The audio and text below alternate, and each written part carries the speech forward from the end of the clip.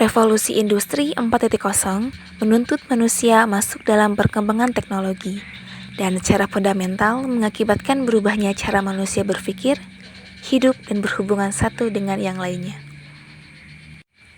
Dan saat ini kita berhadapan dengan sebuah tantangan besar berupa revolusi industri 4.0, di mana seluruh dunia termasuk Indonesia memasuki era digitalisasi yang akan menjadi basis dari kegiatan di berbagai sektor, mulai dari sektor ekonomi, sosial, budaya, pendidikan, dan politik.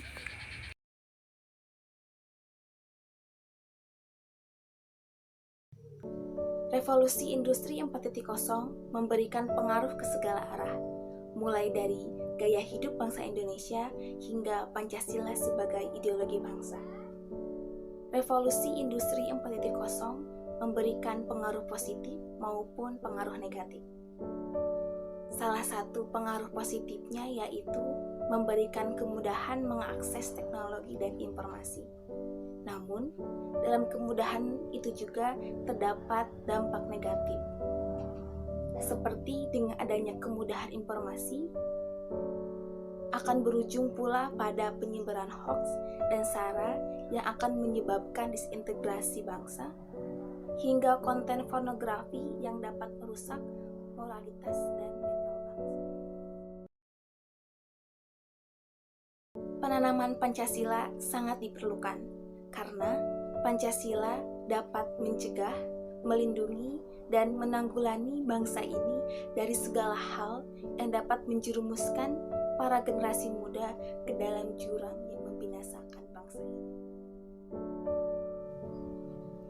Internalisasi dan revitalisasi dari sila-sila Pancasila dapat menjadi paradigma yang mengakar kuat sehingga generasi muda bangsa Indonesia akan memiliki landasan filosofis dalam berperilaku baik secara individu maupun bermasyarakat.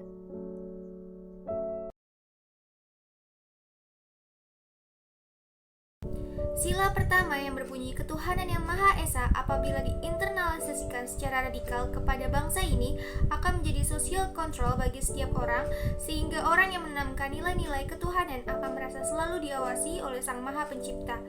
Orang yang menanamkan nilai-nilai ketuhanan sebagai landasan falsafah akan memiliki nilai dan norma bagi dirinya berdasarkan aturan-aturan agama, sehingga orang tersebut akan menjauhi segala hal yang menjadi larangan dalam agama, seperti perilaku-perilaku dalam penyimpangan sosial, penyimpangan seksual termasuk pornografi, penyalahgunaan narkoba, dan seks bebas, hingga segala tindakan amoral lainnya yang tidak sesuai dengan nilai-nilai yang menjadi tolak ukur berperilaku sosial.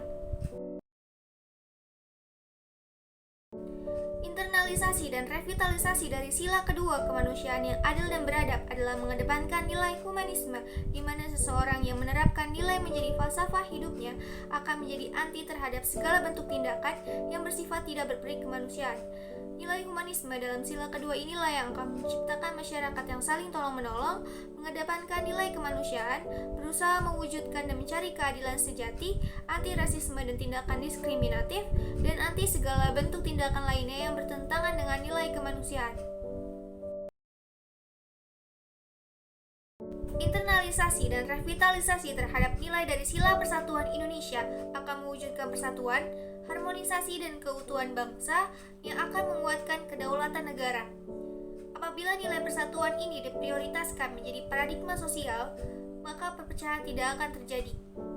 Bangsa kita termasuk kaum milenialnya yang mulai lupa akan makna sejati dari Bhinneka Tunggal Ika adalah karena tidak mendalami dan meresapi nilai dari sila ketiga Pancasila. Oleh karena itu, sila ini amatlah penting agar persatuan sosial bagi satu tubuh dapat terrealisasikan tidak hanya sebatas simbol, melainkan sebagai falsafah bangsa Indonesia sebagai bangsa yang majemuk, namun tidak melupakan persatuan.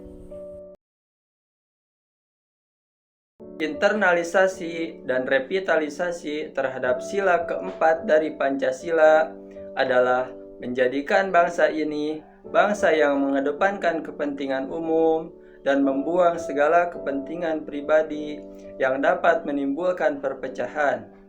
Bagi generasi muda, hendaknya menjadi kaum yang kritis dan mengedepankan musyawarah terhadap segala persoalan bangsa yang selanjutnya diharapkan dapat mencarikan segala solusi dan arah perubahan demi perbaikan peradaban.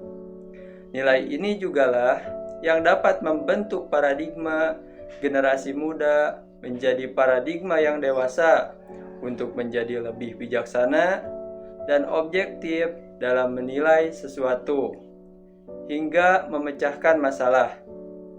Persoalan seperti provokasi, hoax, fitnah, dan sebagainya di media massa maupun di dunia nyata dapat ditanggulangi dengan menjadikan sila keempat ini sebagai paradigma dan falsafah hidup. Nilai keadilan sosial inilah yang akan membentuk generasi muda sebagai pejuang keadilan, penentang segala bentuk ketidakadilan, sehingga peran generasi muda sebagai iron stock, agent of change, dan social control dapat terrealisasikan dengan adanya dorongan dari paradigma mengenai keadilan sosial.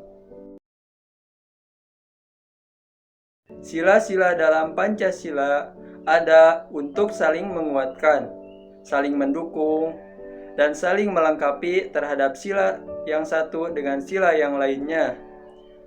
Merupakan hal yang tidak mungkin bagi seseorang untuk dikatakan memiliki paradigma nilai ketuhanan apabila dia tidak menerapkan nilai kemanusiaan dan nilai etik estetik dalam berperilaku.